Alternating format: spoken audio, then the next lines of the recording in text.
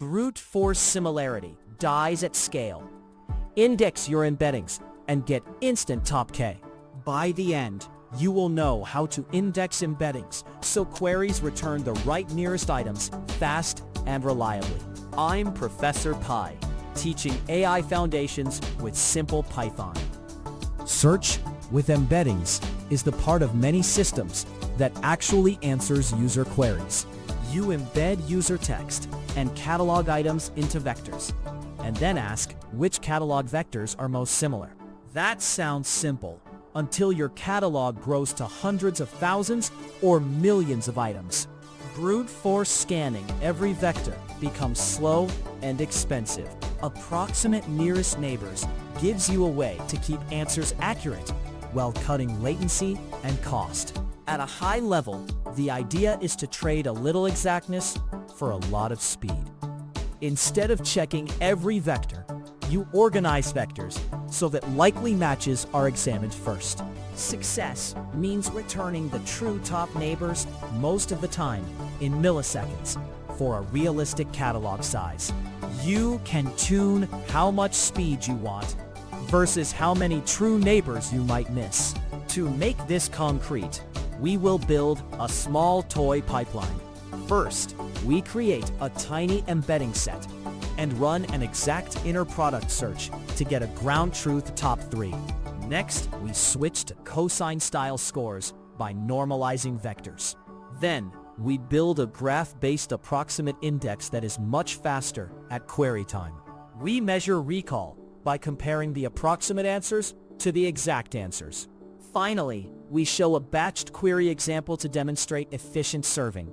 Now, we will build a small exact index to get a ground truth baseline. This snippet builds a FAISS exact inner product index and queries top 3 neighbors. We create a small embedding matrix X with a fixed seed for reproducible results. The object, FAISS.IndexFlatIP, holds vectors and computes exact inner products. After calling IDX.add to load vectors, IndexSearch returns distances and IDs for the query X0. This exact baseline is useful to sanity check correctness and later compare recall against approximate methods. The printed IDs show which items best match the query under inner product. This exact pass gives you a clear target. When you later try approximate methods, you will always compare against these top 3 IDs. If your approximate results match most of these IDs, the approximate index is doing its job. If it misses many, you need to change the index structure or explore fewer shortcuts. Next, we will convert inner product scores into cosine similarity by normalizing vectors. This snippet converts inner product to cosine similarity by L2 normalizing vectors in FAISS. The variable xn is a copy of x, and FAISS.normalizeL2 scales each row to unit length. Using FAISS.IndexFlatIP on normalized vectors makes dot products equal cosines, so higher scores mean more aligned directions. The call IDXC.search returns similarity scores in DN and matching IDs in IN. Rounding highlights readable values. The printed scores show a perfect self-match near 1.00 with close neighbors trailing behind. Normalizing is a tiny step with big semantic impact. If your embeddings encode relevance in direction rather than raw magnitude, cosine is the right similarity. The self-match at about 1 confirms normalization worked. From here, we treat cosine-like dot product as the metric to approximate because it often matches human judgments for semantic similarity. Now we trade exactness for speed with a graph-based approximate structure. This snippet builds a FAISS HNSW approximate index to speed up cosine-like search. The object FAISS.IndexHNSWFlat constructs a graph over vectors with m equals 16 edges per node, trading memory for recall. we add normalized embeddings, xn, set HNSW.HNSW.efSearch to control exploration, and query top 3 neighbors. Larger efSearch explores more nodes and tends to improve accuracy at the cost of latency. Smaller values are faster, but may miss true neighbors. The printed IDs are the approximate top matches for the query. The HNSW index builds a small world graph where each vector links to a handful of neighbors. At query time, the algorithm walks this graph instead of scanning every vector. That walk is fast and often lands near the true neighbors. The key knobs are M, which sets how many links each node stores and affects memory, and efSearch, which sets how many nodes the search explores and directly controls the speed versus recall trade-off. Next, we will measure how closely the HNSW answers match the exact cosine results. This snippet measures recall by comparing HNSW results to the exact cosine top 3.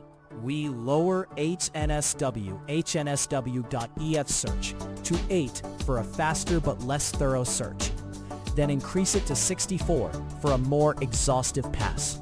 The variable in holds exact IDs from the flat cosine index, and is holds approximate IDs.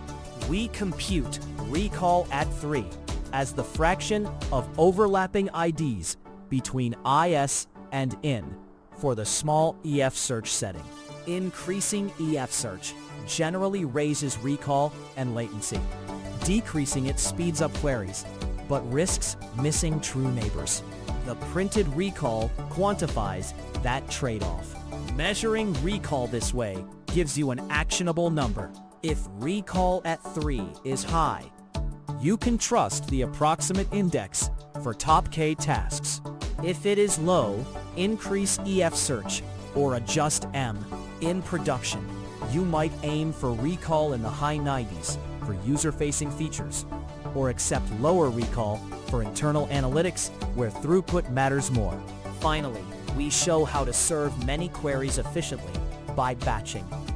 This snippet serves batched top K ANN queries using the FAISS HNSW index. We set HNSW.efSearch to a balanced value, create a small batch queue of normalized queries, and call HNSW.search once to fetch results for all rows. Batch search leverages vectorized compute and reduces Python overhead, which pays off at scale. The list comprehension turns FAISS arrays into plain Python lists for easy downstream use. The printed IDs show fast, ready-to-serve top 2 neighbors for each query in the batch. Batching is how you go from a research demo to a service. One call that returns top results for 10 queries has much lower per-query overhead than 10 separate calls. In a real system, you would build a tiny wrapper that normalizes incoming text, creates embeddings, batches them, and calls the index. The index then returns IDs and scores that your application uses to fetch metadata or re-rank. Recap in 3 points. It is a way to return nearest embedding matches quickly by organizing vectors instead of scanning all of them. Use it when your catalog or query volume makes brute force too slow and you still need accurate top results. Caveat: approximate indexes trade accuracy for speed and require tuning to hit your target recall and latency.